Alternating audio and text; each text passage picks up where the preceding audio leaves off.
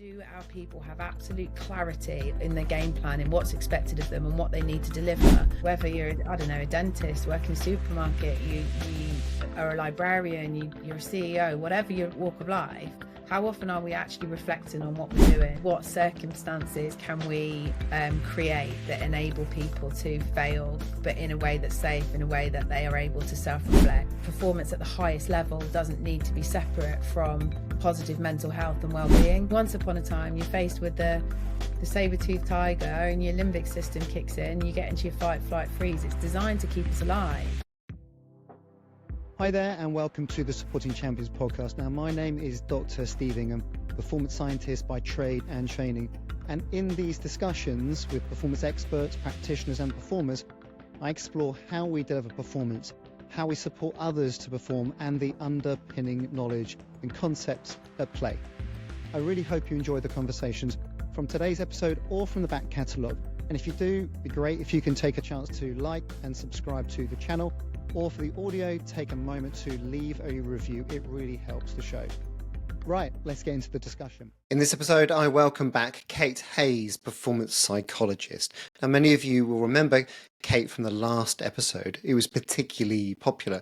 But for those who need a reminder, Kate's a performance psychologist with the England Women's FA, previously the English Institute of Sport, Harlequins Rugby Football Club, and worked with Tom Daley throughout his career. And since we last spoke, Kate's gone off and written a brilliant book called How to Win, synthesizing her work and principles about creating a winning environment. And the book How to Win delves deep into 4 components of creating a winning system. So I won't tell you what those are now. We'll get that into the discussion in our conversation. And then I have the privilege of cherry picking a number of different concepts that Kate and I explore. I hope you enjoy the conversation. Kate Hayes, back on the podcast. Welcome back, Kate. Now, you must have done something special for you to get asked back. Not many people get asked back, you know. Oh, well, thank you very much for inviting me back. I feel extra privileged now, Steve, so thank you. Yeah, yes, indeed, you should be, yeah. And that special thing is your book. So that's going to be the focus of this, because we don't want to talk about you too much, because there's another episode that people can go and listen to. So we'll put the link in there for people to catch up. But congratulations. I'm going to focus on this. I'm sure you won't mind. So congratulations. How to Win, Lessons in Success from the Frontline of Performance Psychology. Just tell us a little bit about the book. Why did you write it? Who's it for? There are three reasons, I think, for writing the book. And I'll try and say this succinctly without going down too much of a rabbit hole. But essentially, when I trained in sports psychology, in the same way that everybody does, you do your degree, you do your masters, you do your training, your professional training, and we did a lot of mental skills type work. We did a lot of traditional, what I would now call kind of bread and butter sports psychology. And then I came out of my training and I worked predominantly in individual sport. And definitely at that time, I think that's probably where a lot of the opportunities lay. And it was only from getting then my first job in team sport where you suddenly have that question of, oh, okay, well, now doing one-to-one work is maybe not going to be as successful anymore because there's 50 people in this squad, and we're going to improve performance. We need to look at that through a slightly different lens. And I've been extremely lucky in my journey and the opportunities that I've had and the people that I've been able to work with, that we've been on a bit of a journey together. And for me, it was really important to share that. I really it would have been amazing for me at that time to have had somewhere to go that is like, okay, this is how you take really good, sound psychology principles and relay them to a team, to an organization, just on a slightly bigger scale. So that was one of the reasons for doing the book, is I wanted to show that the principles of sports psychology are readily applicable to teams, to organizations, as well as to an individual. So that was one reason. The second reason was that I feel very, very passionately about this idea that performance at the highest level doesn't need to be separate from positive mental health and well-being.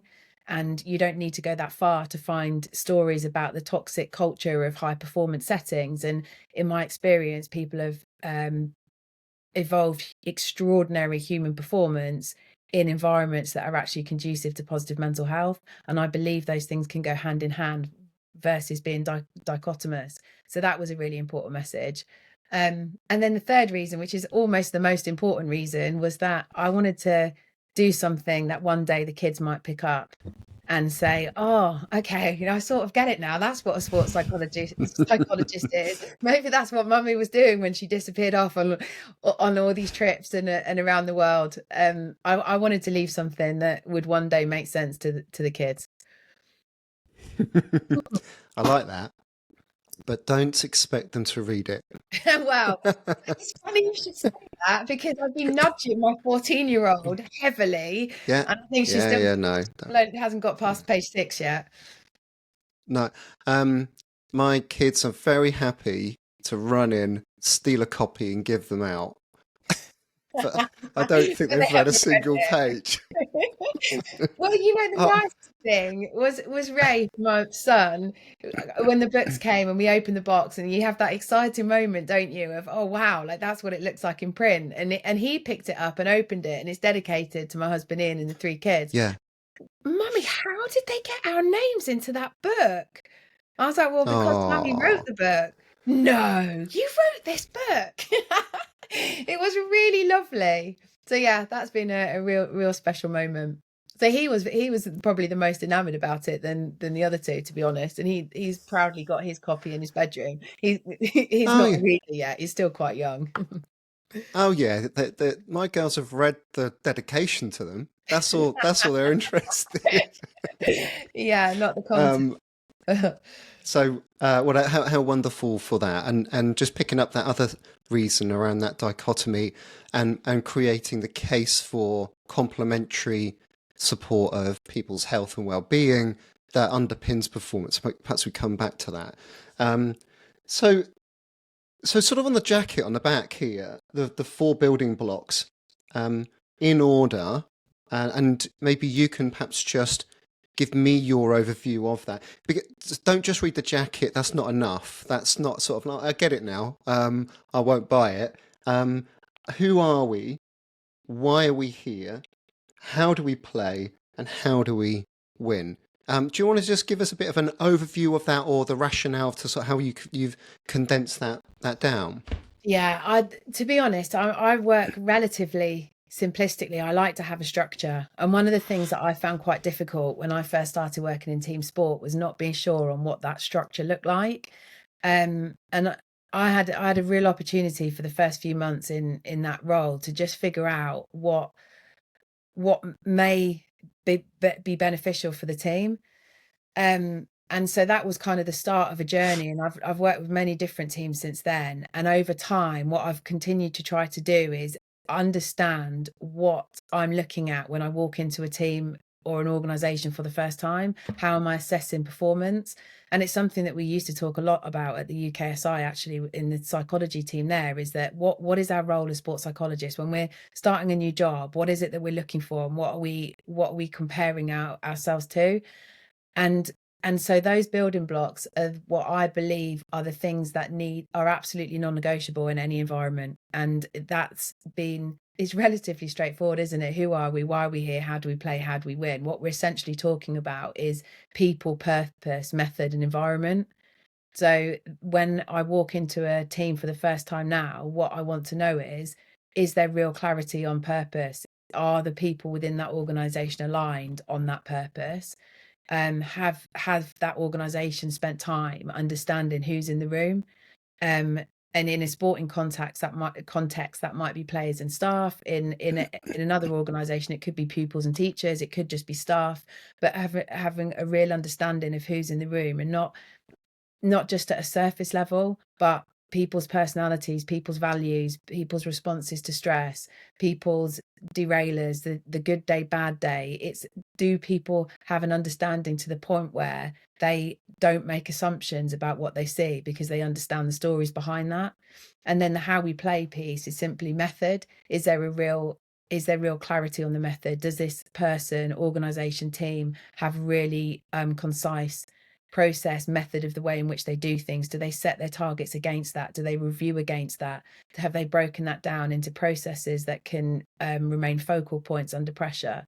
And then the last piece is around the tools and the environment, the mental skills to be able to perform under pressure, but also an environment that provides challenge as well as support, that has components of psychological safety, that promotes reflection, risk taking, etc. So it's essentially 25 years of working on the front line of sports psychology distilled down into 4 questions. And I fundamentally believe that the best teams, the most successful organizations are those that have those things in place, that have a high purpose that their staff are aligned to, that have a real understanding of who their people are, that have really well-defined methods and processes and evaluate against those methods and processes, but also have a culture and environment that's conducive to not only performance, but positive mental health. Brilliant. In a nutshell. There you go. Thank you for joining me. No, so this is how I sort of, when I read through, this is how I sort of decoded the elements. So who are we? I took that as self-awareness, identity on an individual and team level. And so you please do check me and challenge me on these. Why are we here? Purpose and mission. Mm-hmm. How do we play? Method and goals. Mm-hmm. And how do we win? I took as a specific strategy pre, during, and post performance. What do you think? Did I read it? Did I read it? Okay. Probably explain that more succinctly than I just did, to be fair. Shall we do some podcasts? I can't make it. Steve could come in. No, that's disgusting. I think that's absolutely right. And the who piece, I think this is a little bit of a bugbear of mine, is that every single organization that you walk into has got pretty posters of the values on a wall. And I, as I'm sure you have, Steve, have spent many hours in workshops where we talk about company values, and is it, humility or confidence, or is it honesty, or is it something else? And for me, I think that trying to get a group of disparate personalities to agree on a set of values for the team is maybe not the most efficient use of time. And the reason that there's a distinction between the who and the why in the book is that because I think it's absolutely imperative to understand who we are and people's values and people's drivers and how they relate to the team. But I think that having an understanding of the individuals and then relating that to a team rather than trying to make everybody the same is a really important distinction. I think companies that have good values that do drive behavior are companies that values are based in the founding story of that company. Because otherwise each time somebody comes in, you're kind of going through that process again. And my belief is that if you really want to get people around something and moving towards success, it's the behaviors that actually become absolutely imperative. And you talked there about the kind of the North Star and the mission, which is in that why part of the book, but there's a really heavy emphasis also on behaviors, is what is expected in terms of behavior and what are the behaviors that are absolutely non-negotiable for success. So I tend to spend a lot of time with the teams that I'm working with, deciphering and looking into values in depth, but on an individual level. On a team level, it's more around purpose. What does success look like, and what's non-negotiable in terms of behavior for us to achieve that success together as a team? So if I could go off on a bit of a tangent, I'd like to come back to sort of the viewing the piece together. I'm going to probably have to look it up actually, but I think it was your reference to how do we play? Here it is. So the principles of play, and you draw on Simon Middleton's framework. And so there's a nice graphic around his zonal or thematic based approach. So when defending, for example, the focus there, responsibility, in the scoring zone, intent. So there's sort of themes based upon this is how you should turn up under these circumstances and these situations. And I know you've got this sense of team, these team values, how useful are they when you don't know yourselves that well? And I found that section really useful because that just felt like it was, in this situation, in this context, this is how you should turn up. These should be your values. This should be your focus. That far, far more influential and powerful for people to be able to perform. They know they've got clarity in those situations. Yeah, and those words came from an assessment of behaviours, of non-negotiable behaviours. So it's one of the Yeah. questions that we posed to that team at the time is, what does success look like and what is absolutely non-negotiable for us in order to achieve that success?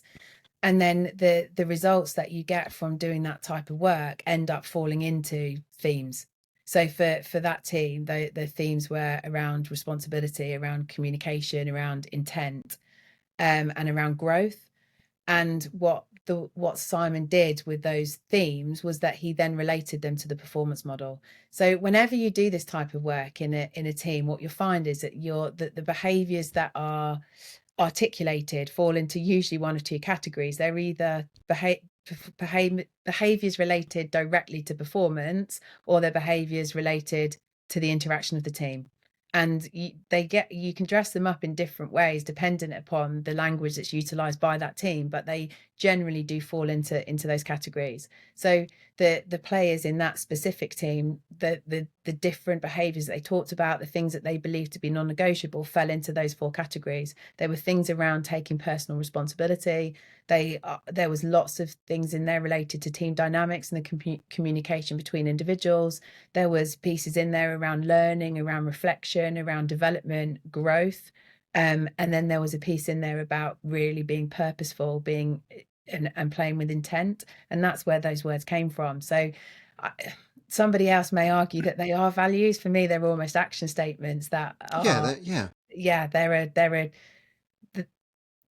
they reflect what the team believe is non-negotiable in terms of the way in which they want to go about their business. And then Simon took those behaviors and related them really in a really clever way to the performance model and the game that they were actually trying to put onto the pitch. And again, in my experience, when you can start to make the link between performance, success, and then that behavioral code, that can be really, really powerful.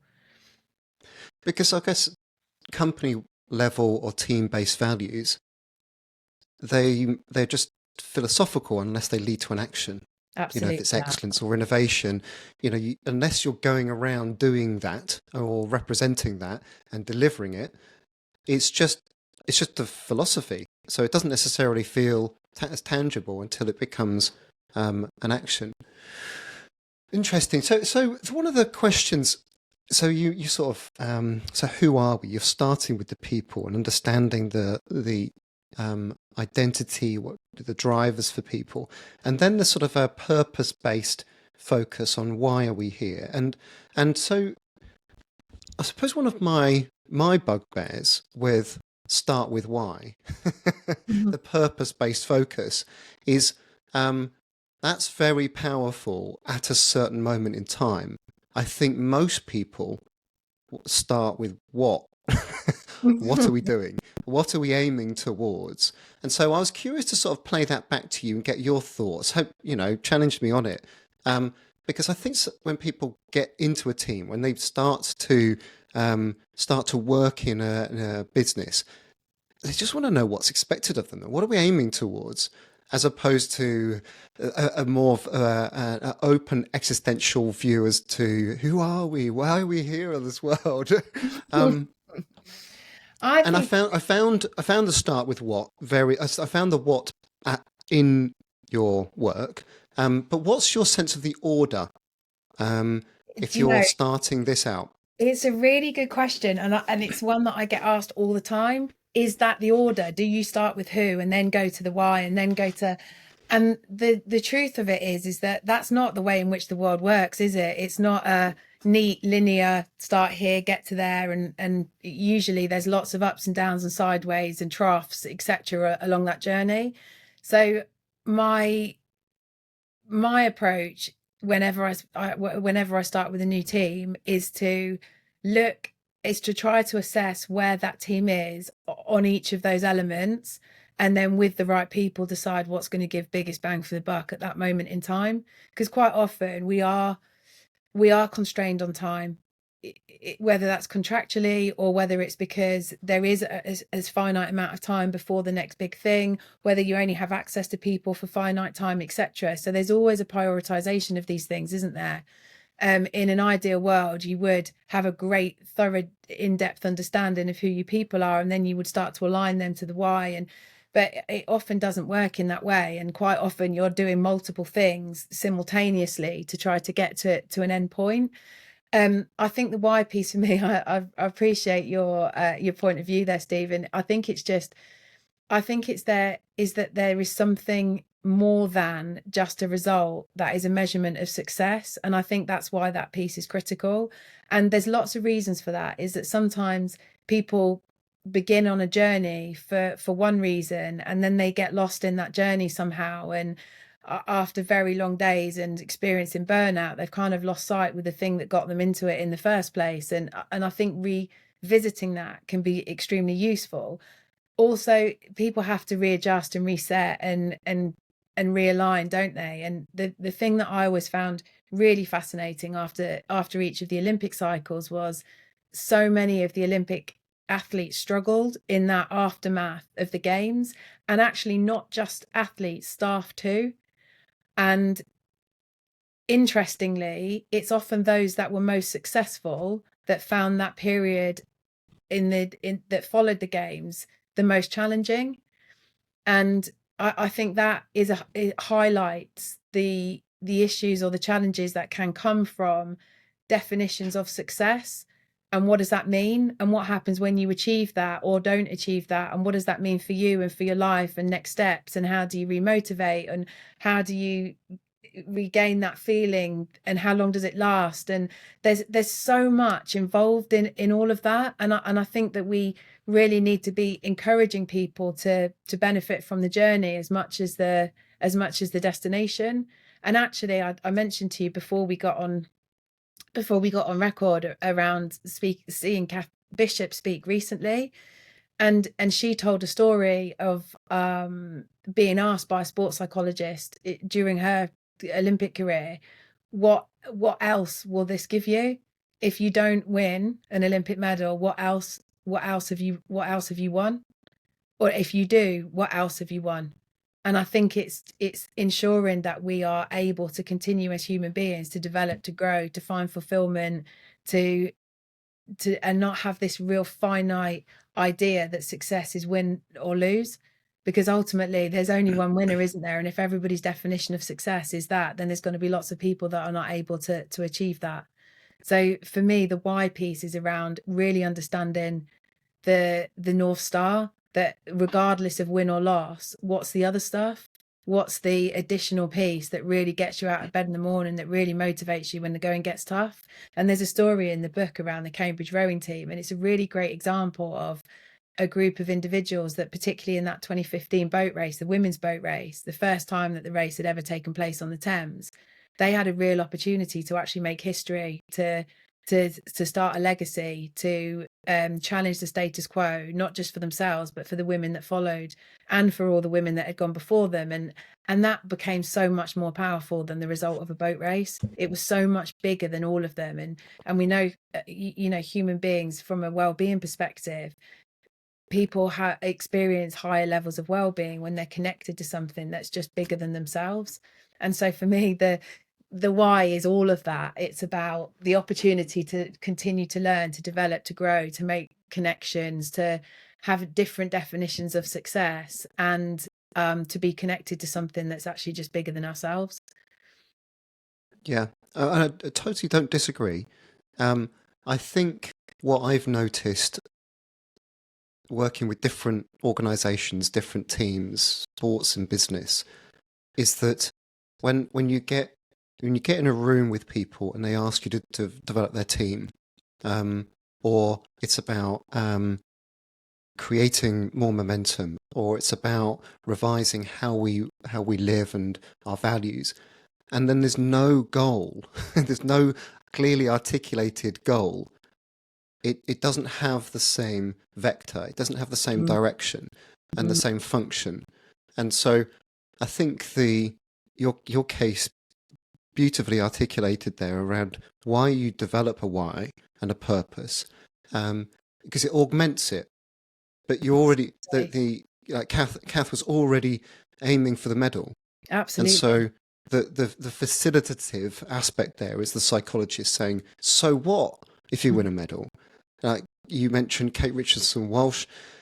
Again, that sense of what are we as team members going to do with any success that we gather? What are we going to do with it? We're going to become role models, and we're going to go out to the community and campaign for young girls to be heroes of the future, etc., etc. So I think it facilitates it. But when I've noticed a what is missing, a goal, whether that is a top of the mountain distal goal or a process goal, when it's absent, people are indiscriminate. They're diffuse. They don't have a sense of where are we going. Absolutely that.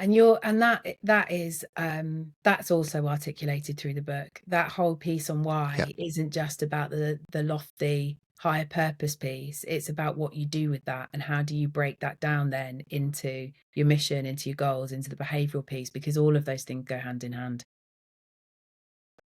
Yeah. And I think you've got a real sense of that. I'm a student of the post-performance interviews. I think we got a real dose of that at the Paris Games last year, whether it was UK-based, French, American. People were talking about winning on their terms or performing on their terms. I was pleased with the way I performed. I was pleased the way that I approached my performance. And that was irrespective of whether we're a gold or a silver, bronze or fourth or whatever. It was really interesting, wasn't it? I noticed that there seemed to be a real shift into the post-performance interviews in the last Olympic Games. I felt the same. The interesting thing is, and I think this is what worries people sometimes, is that does that then somehow reduce the hard-nosed win at all costs, sacrificial approach? And I think that, we started on this at the beginning. I think that was why I was so passionate about this project and about writing this book, because the teams, the individuals, the stories that are told within that book that have lived a philosophy of understanding human beings, of prioritizing connection, of creating good environments, they have all been extremely successful at the highest level. They're winners. And I genuinely believe that actually this most successful performances come when people have the freedom of expression to be able to go and perform without fear. Does that mean it's easy? Absolutely not. And I think that, psychological safety is a great term, isn't it? That's often misconstrued as somehow being soft. It isn't. Performance contexts are not soft. They're challenging. They are high. There are high levels of uncertainty. There are high levels of pressure. But I think the way that I consider that is that no high performance environment should be like that all of the time, but equally it should be like that some of the time. And contexts in which people are developed to perform at the very, very highest level are tough and they are challenging. But that's okay. That can be embraced and it can be done in the right way without it becoming detrimental to somebody's mental health.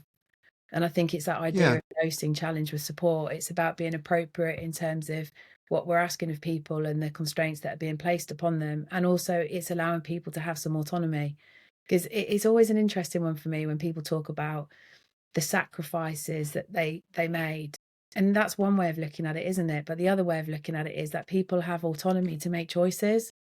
And sometimes you have to make choices that are tough, but you ultimately are there to help you get to where you want to go. This episode of Supporting Champions podcast is sponsored by Athlete Now, the perfect platform for sports practitioners looking to expand their reach. Whether you're a sports scientist, therapist, or coach, Athlete Now helps you showcase your expertise, connect you directly with athletes, and grow your business. With no ads, no commissions, and access to industry discounts, is designed to make your services stand out. Join as a practitioner today to get listed, promote your services, and connect with athletes who need your support. And for athletes, it's free to sign up. giving you access to exclusive discount deals and direct connections with the best in the industry. Visit theathletenow.com to find out more. Yeah, no, I see that as an opportunity, but it's also, I suppose, we're now starting to recognize the importance of athletes and coaches being partners and agreeing Absolutely. the terms on which that you go about that pursuit, because if you never get injured, you probably haven't trained hard enough. These are some of the brutal truths, that industry is fuel for results. For a lot of people, the more you put in, the better you get up to a point. And if you're going to push human performance, whether that is a world record or be the best in the world or the best in the world as a team, that ultimately you're going to have to find the edge. Mm-hmm. What's the spillover there? Yeah, it's an interesting one, isn't it? Sort of there's a moral, ethical revolution here now about how we do this. And I do think that there has been some instances of performers pulling back and coaches not knowing how to drive but higher levels of performance because they're not necessarily willing to push people as much. And I think that is for us as a community to figure this out. How do we do this? At the center of it, it feels as though there is an importance of great open discussions about how are we going to do this. Absolutely, and it's the point that you made, Steve, about people having a voice within that process. I always think back to pressure training for conversations like this, and pressure training is a really great example of something that can be quite difficult.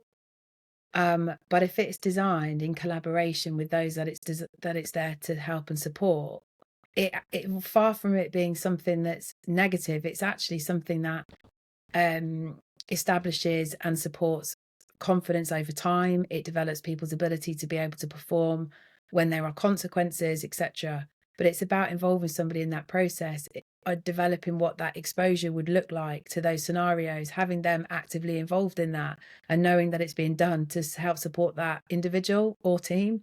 And then the purpose of something like pressure training is to help somebody develop the tools and strategies and the mechanisms in order to be able to cope. So I think sometimes that's something that can get seen as can be seen through quite a negative lens around, putting people into really difficult situations. There's an argument that it would be worse to not prepare somebody and then just to throw them into the lion's den of an extreme competition and expect them to be able to perform. So yeah, in summary, I think my sense of it is that anybody that is successful at the highest level has worked exceptionally hard, has had to make difficult choices, is incredibly talented, has had to build resilience, deal with adversity, live in an extremely uncertain world, and that isn't easy. But I think we have a responsibility as staff, as practitioners, to help people build the skills and the techniques to be able to handle that, and we can do that in a really positive way. Yeah, I think that's our job as, in a broader sense of the term, coaches. That we coach people to be able to realize the importance for that. Now, business example might be that, well, I'll just prepare for my big pitch presentation, but I'll just do that at home on my laptop, and then I'll get there and I'll rehearse my lines. I think you give an example of your daughter auditioning for a part in a play. But it matters, doesn't it? You replicate those sorts of conditions. And we had Guy Jourdet talking about penalty shootouts on the podcast, and he made a really powerful case for exactly that. We've got an obligation to support these young people in the arena to be able to thrive. Absolutely. And that section that you unpacked for Mike Stoker in here around pressure training, I must get Mike on the podcast. Actually, Mike, can you give us a message? We'll get you on the podcast. But I think there was reward, judgment, and there was another factor that you featured there. Consequences. Reward, punishment, and judgment. What you find is quite often, certainly in a sporting context, what is pressure to begin with? It's essentially the perceived importance of being successful at a given moment in time in a challenging circumstance. So you could argue that any single person in any walk of life will experience pressure at some point. what still amazes me is how little time is spent understanding and educating people around just basic function of the human brain. And I'm a real believer that we could support our children better to just understand basic brain functioning. Why their mind goes blank when they go into an exam, for example, is because they're in the threat center of their brain and therefore don't have access to the information that they need to take that very exam. So exam skills, learning about how we respond to certain situations and why, is halfway there to figuring out what we can do about it. But that's essentially what Mike Stoker's PhD was looking at, is that how do you train people effectively to be able to cope when the importance of doing well is high and the situation is challenging. And the big difference usually between training and game day is that there's consequences to that performance. So it doesn't matter if you mess it up in training, but now all of a sudden it does, because you may not be selected, or you may not get paid, or you may not get onto the next round, or you may not win the trophy, or there's consequences to that. So the idea of pressure training is that you design scenarios that systematically increase consequences in order to give people the opportunity to kind of develop and build mechanisms to cope with that. And you can do that by applying reward, or by applying punishment, or by applying judgment. And what we find most often is it's the judgment consequence that is the thing that has the biggest impact on experiencing feelings of pressure. And it's like anything. Can you give me an example of that? Yeah, I can.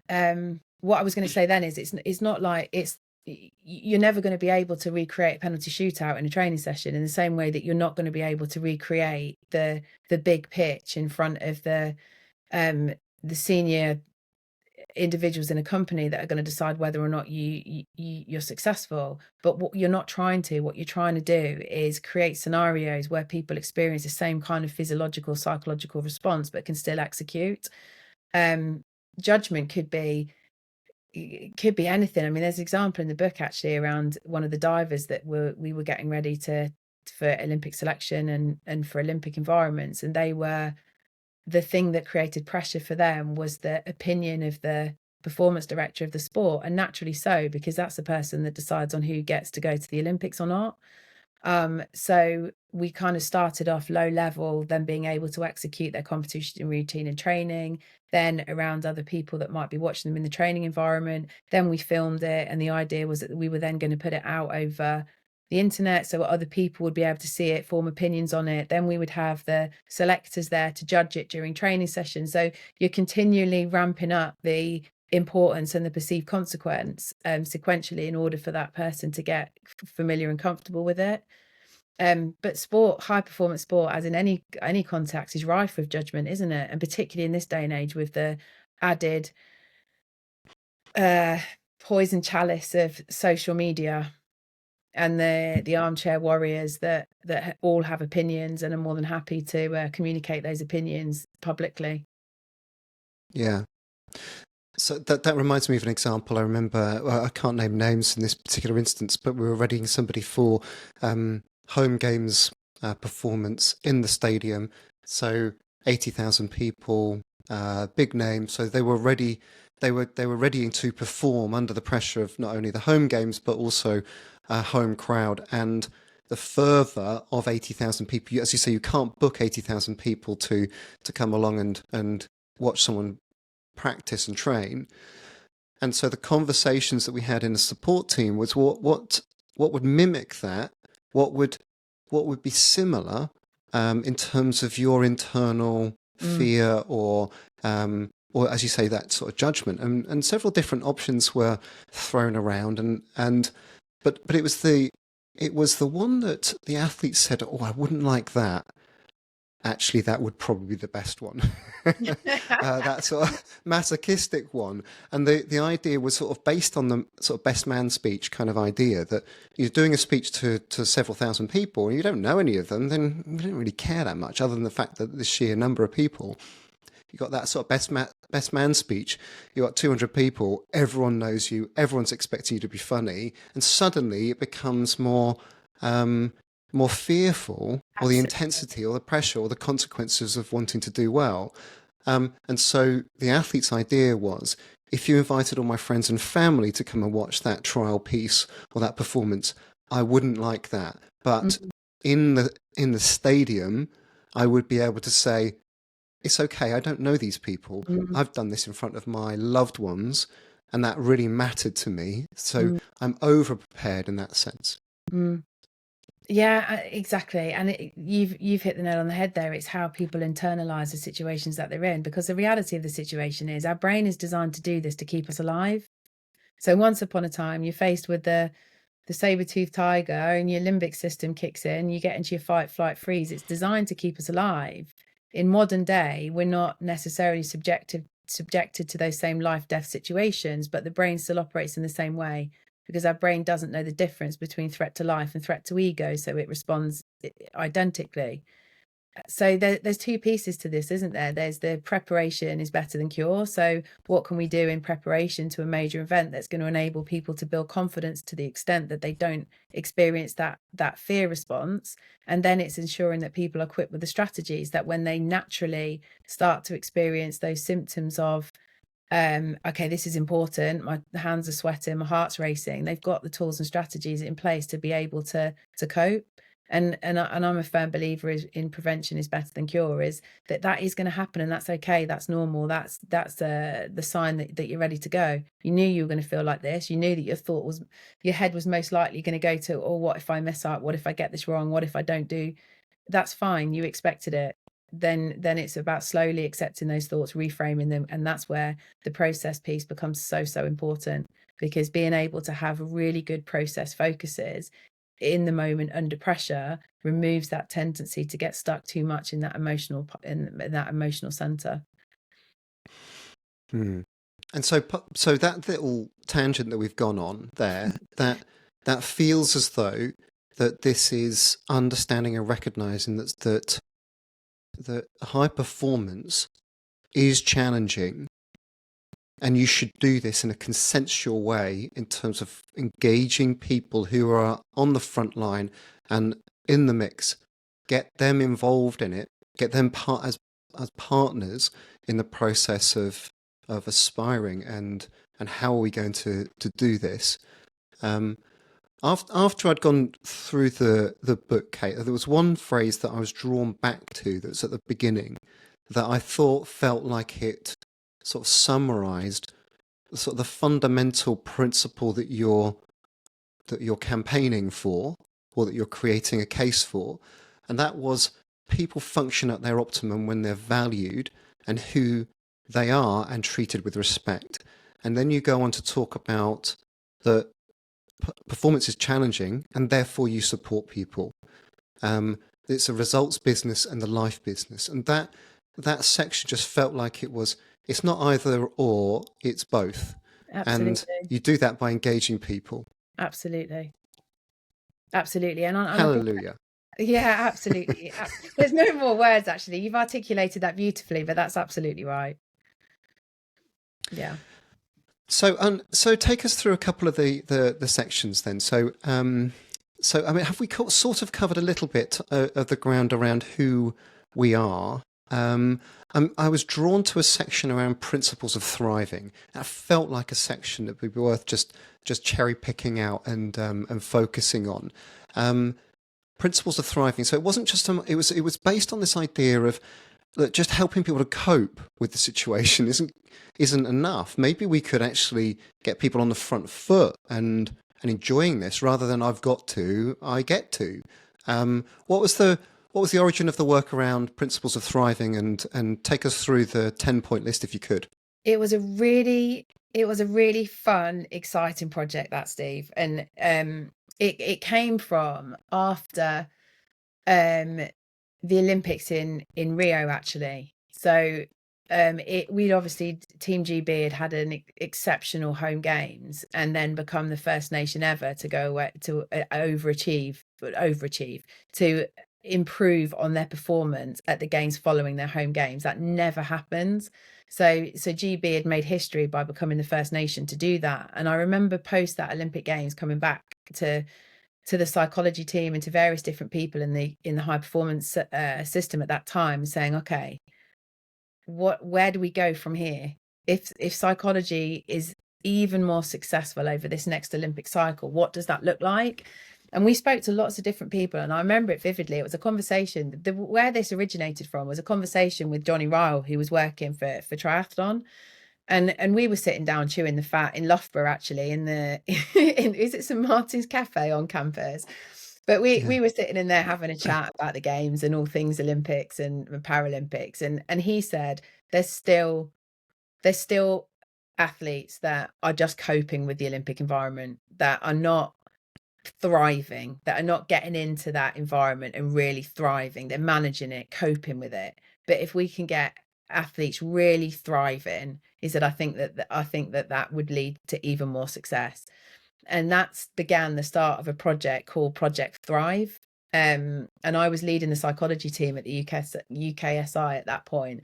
And for me, this was like music to my ears, because suddenly it was like, okay, here's a project that could be really, really exciting. But also, this is something that could really galvanize our team. And at that time, we had lots of different practitioners who were all brilliant, but all working quite a siloed way. And what sports were getting from their sports psychologist was dependent more upon the sports psychologist than it was from probably the system of sports psychology that we delivered. So there was a dual purpose for this. So then the next time we kind of came together as a team, I launched this idea of, right, next cycle, this is what we're going after. It's called Project Thrive. And I've got no idea what it's going to look like. And I've got no idea how we're going to do it, but this is what we're going to do. We're going to figure out how we create environments in which people have the best opportunity to thrive. And what we did was we to begin with, we just did a big needs analysis, and we spoke to lots of different people. We spoke to SAS, we spoke to military, we spoke to doctors, we spoke to coaches, performance directors. We spoke to lots of people across the system around what do you think is important. And initially we had all these ideas about, we're going to do this great CPD program, and we're going to get athletes from different sports, and we're going to take them on this journey together. And what we kept coming back to was, but then when they go back into their own environments, if that environment isn't conducive to their learning and isn't conducive to performance and mental health, positive mental health, then will that undo all of this great work that we've done by developing this great CPD program? So we just kept coming back to the importance of environment. So we spoke to lots of different experts, and then as a team, we literally just distilled all this information. So we started with small focus groups, and we worked through some of the principles, some of the lessons that we've heard. We started to get to a point of what do we think is non-negotiable, and then another focus group would form with a couple of people from the one previous, and every single person in the psychology team contributed to this piece of work.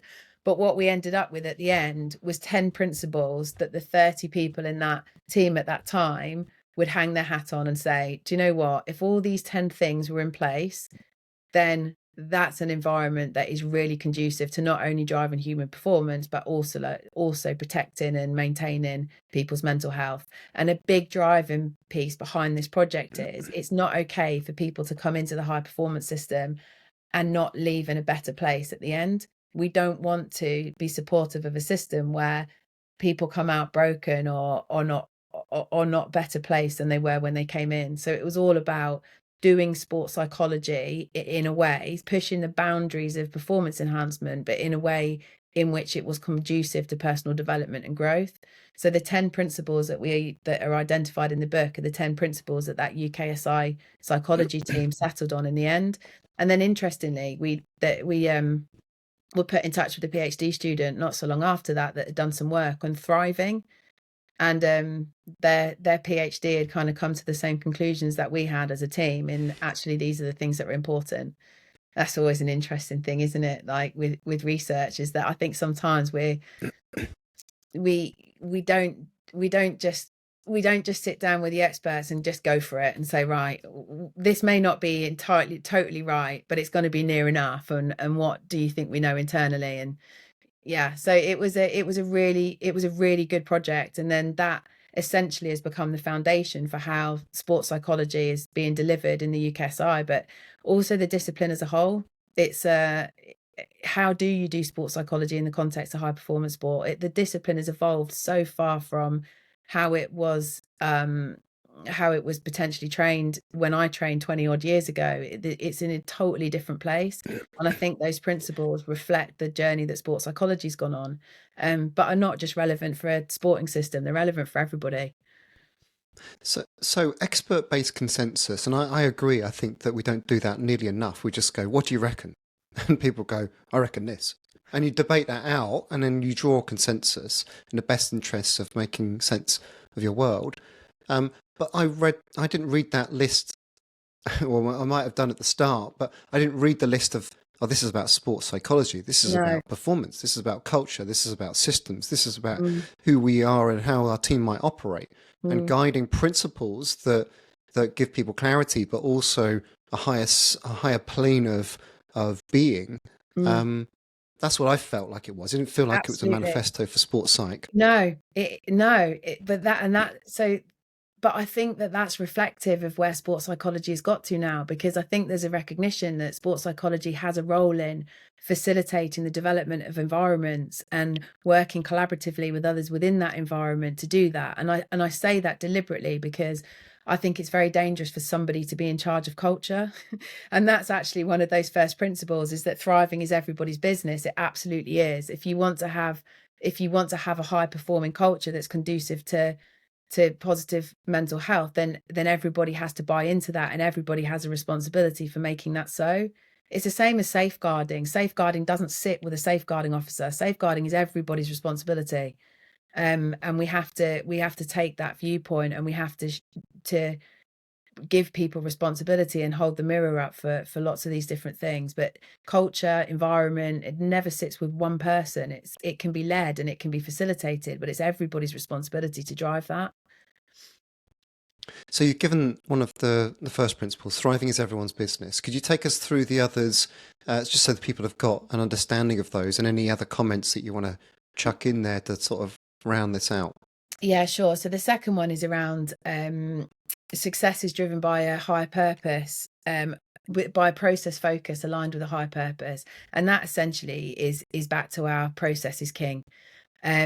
When you're under pressure and you're at risk for that emotional part of your brain to be to hijack, the best way of being able to cope with that is to have really good consistent processes to go to. And it's discussed a lot in sport and around goals, and should we be audacious and say that we're going for a win, or should we not do that, and should it be about times or performances? And I mean, the reality of that is that everybody's different, and what people need, it's more about looking at the individual. I don't think there's anything wrong with saying we want to win, and actually what does a winning performance look like?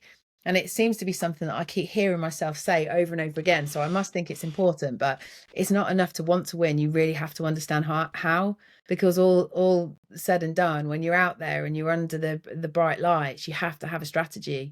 And for me, it's all about, do our people have absolute clarity in their game plan, in what's expected of them and what they need to deliver? And are they confident that they can deliver that under these circumstances? And that's the same for sports performers as it is for anything else. That could be, you did delivering your pitch or your presentation or your public speaking or your performance or your stage, whatever that is. Do you have real clarity on what it is that you need to deliver? And are you confident that you can do that under those circumstances? So it's about understanding the higher purpose, aligning people to that, but then being really quite descriptive and systematic in terms of the processes that underpin that. You want to keep going, or do you want keep going. No, I'm not going to. Well, you've got 10 to get through, so if I'm interrupting every single one, I'm not going to. We're not going to get very far. We're not going to get very far. Principle 3 is what we've already talked about, Steve. It's around that balance of challenge and support, and over time, how do you increase challenge but start to reduce some of the support mechanisms? It's about dosing. So what are people ready for in terms of challenge? Where are they on their journey? What might be appropriate for one person may not be appropriate for somebody else. But the idea behind it is that you want to develop independent thinkers with autonomy that take responsibility for their own learning and growth.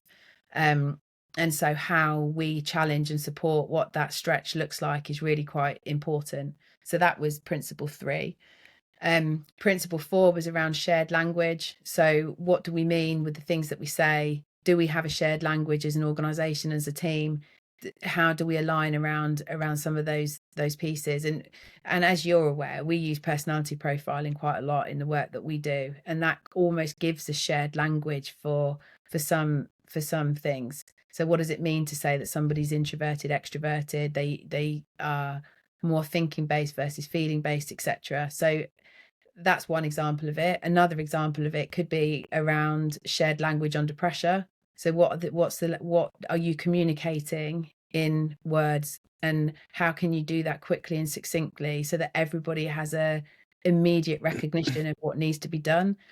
And sport's a great place for that. Many teams have kind of trigger words or things that they utilize on the field of play. When you're constrained against time and you're under pressure, one thing means the same thing to everybody that's standing on the pitch, and behavior can be adapted accordingly.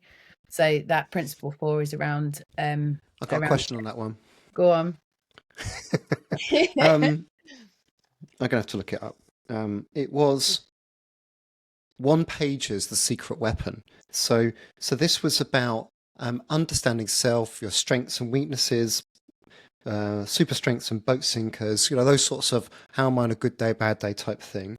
But the 1 Pager's The Secret Weapon, that felt like that was a vehicle for you to be able to clarify how you want to be communicated with.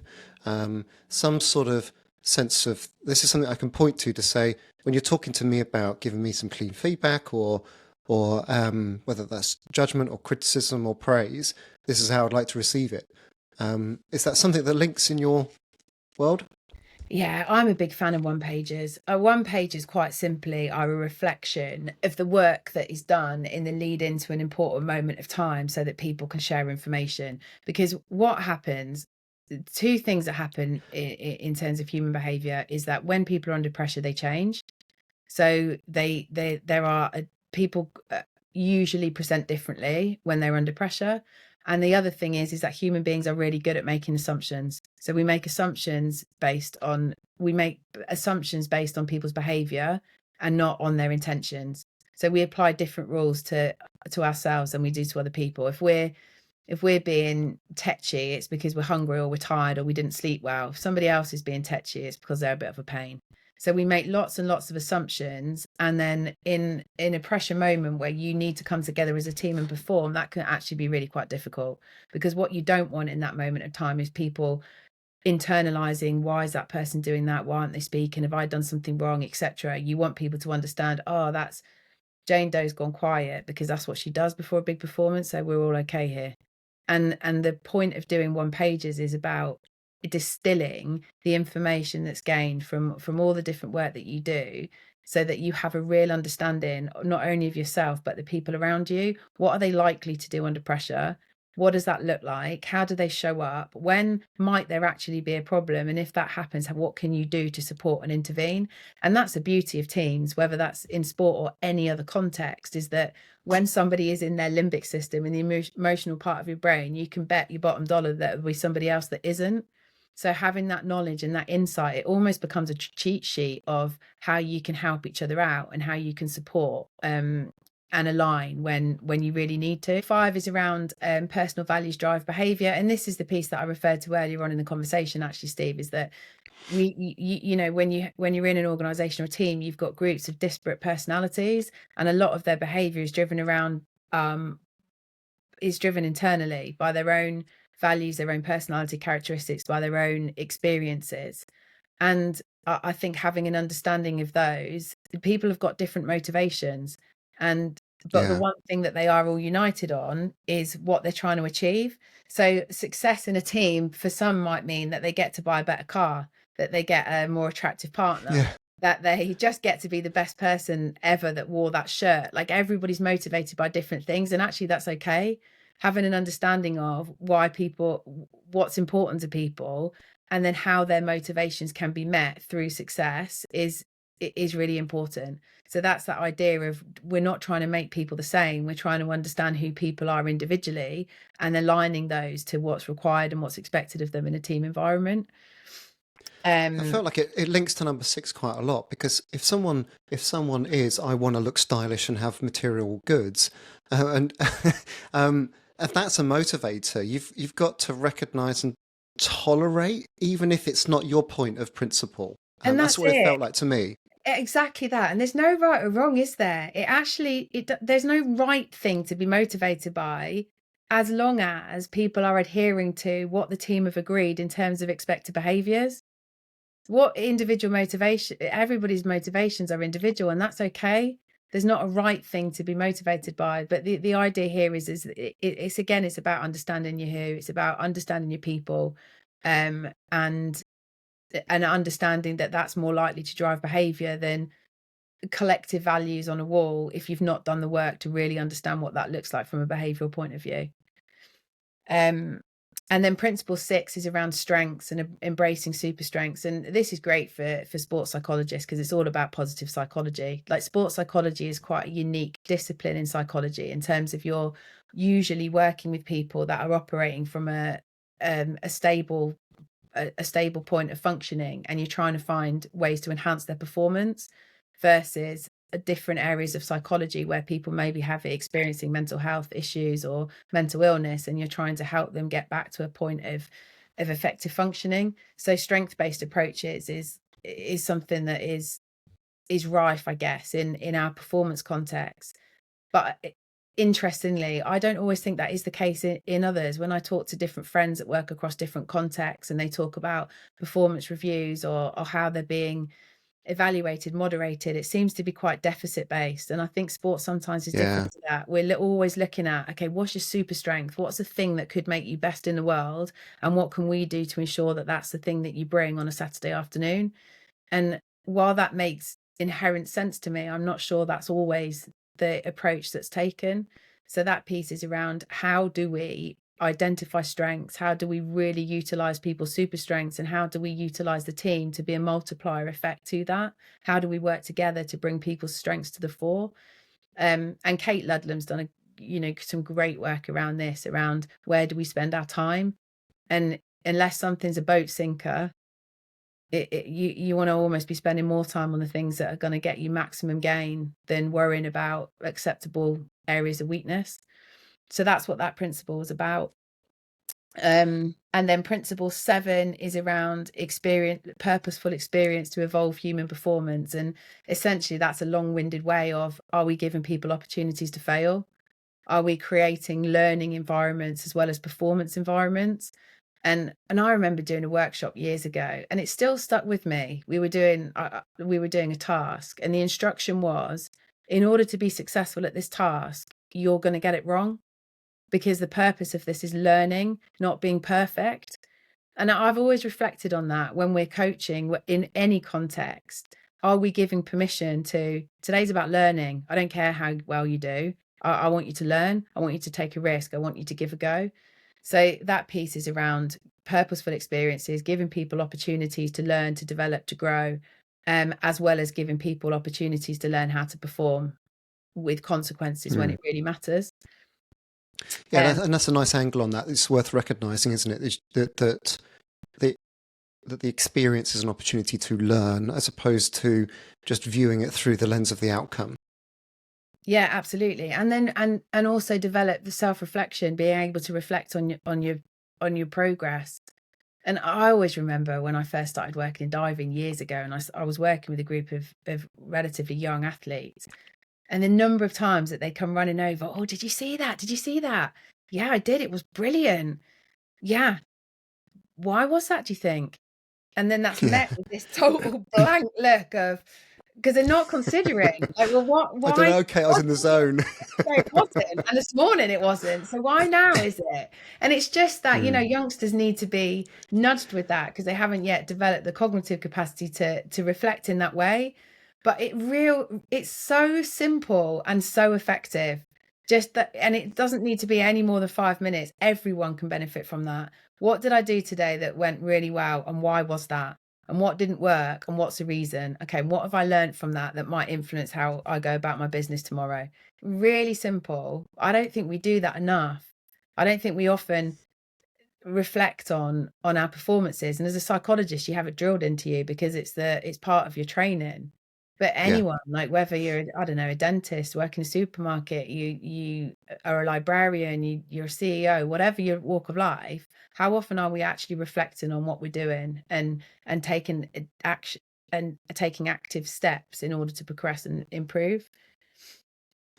The next one, principle 8, is around psychological safety, and we've touched on that already, Steve. But it's this idea that you're trying to create an environment whereby people are prepared to take interpersonal risk, and essentially creating an environment where people feel it's safe to do so. Because unless you can create an environment like that, performance can't evolve.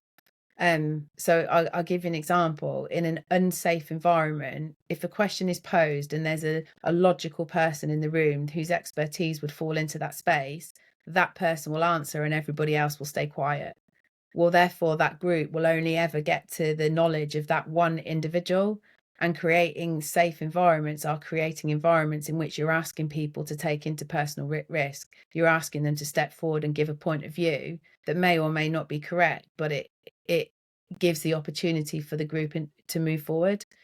So psychological safety is actually really difficult to achieve. How do you do that? And how do you model that from leadership? It's about being prepared to show vulnerability, for saying that you don't have all the answers, for being able to model that, which isn't always easy to do.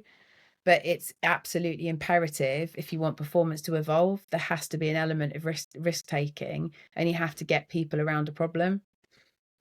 And it's the probably the top term that just gets misinterpreted, and understanding that you can take a risk, or it's an agreed risk that you are, and it's not going to come back to bite you. I think most people just throw psychological safety around willy-nilly as a term, as a catch-all term for a lot of team dynamics these days. Absolutely. But in an environment that has been able to create that and truly create it, you see disagreements, you see people holding each other to account, you see the mirror being held up, you see and hear quite heated conversations at times. It's not a soft term, it's a term for establishing a really good, thriving environment where people don't always agree and are prepared to voice and articulate that. And there are really clear standards of behavior, which we've touched on. People do then have the foundation to which to hold the mirror up, to hold people to account, to demand standards. It's a challenging, psychologically safe environments are challenging and supportive, as we've talked about, and the basis for performance evolution. So 2 left. Principle 9 was around just clear and unambiguous standards, and we've talked about that lots today. And this is definitely a passion area of mine: is, do people know what is expected of them? And you find this, don't you, in so many different contexts, that there's unwritten rules. Oh no, we don't do that. Well, how do people know that that's not what's done? And how is that articulated? And how do you prevent someone from falling into a hole on the first day because they've just not been told something that everybody takes as granted? And it's just having real clarity around clearly defined behaviors that then pave the way for governance, self-governance, and decision making.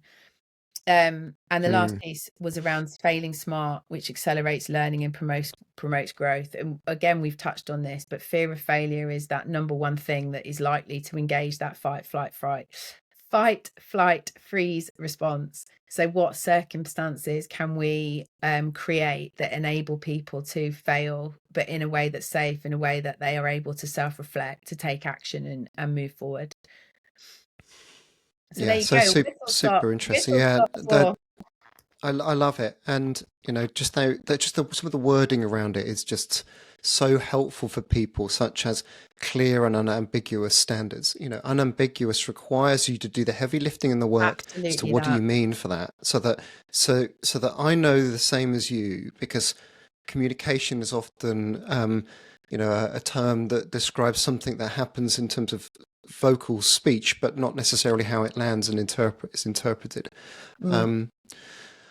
Kate, there's so much in here in the book. There's loads of mental models, frameworks, systems, lists that are super useful for players, coaches, and you've brilliantly shared those.